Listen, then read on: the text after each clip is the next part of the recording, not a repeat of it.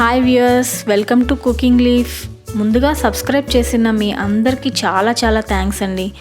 ఏంటి వాయిస్ వినిపిస్తుందని చూస్తున్నారా? ఏం లేదండి, నేను ఛానల్ స్టార్ట్ చేసిన దగ్గర నుంచి నాకు ఒక కామన్ సజెషన్ వచ్చింది. ఏంటంటే వాయిస్ ఓవర్ ఇవ్వమని చెప్పారు. సో చాలామంది అడుగుతున్నారు కాబట్టి I'm trying to give my voice from this video onwards.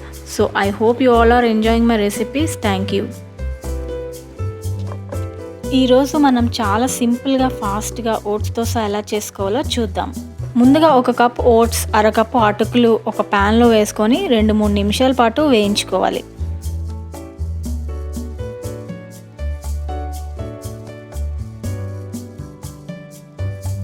తర్వాత మిక్సీ జార్ తీసుకొని బాగా గ్రైండ్ చేసుకొని ఒక బౌల్లోకి తీసుకోవాలి.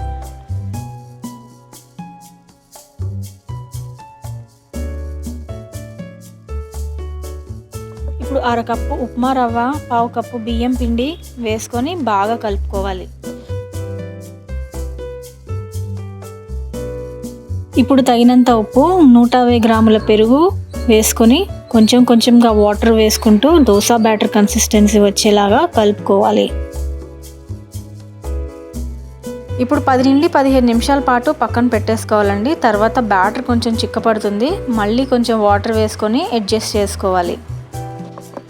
ఇప్పుడు ఒక తవ్వ తీసుకొని బాగా వేడయ్యాక దోశలు వేసుకోవాలి. మీకు నచ్చితే ఆయిల్ వేసుకోవచ్చు. నేనైతే ఆయిల్ ఫ్రీ దోశ చూపిస్తున్నానండి, సో నేను ఆయిల్ వేసుకోవట్లేదు.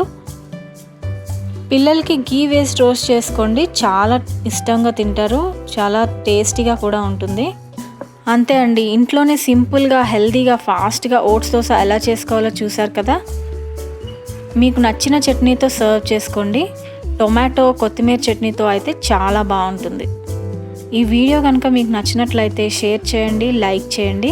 డౌట్స్ ఏమైనా ఉంటే కామెంట్ బాక్స్లో మెన్షన్ చేయండి. సబ్స్క్రైబ్ చేయడం మాత్రం మర్చిపోవద్దు. Thank you.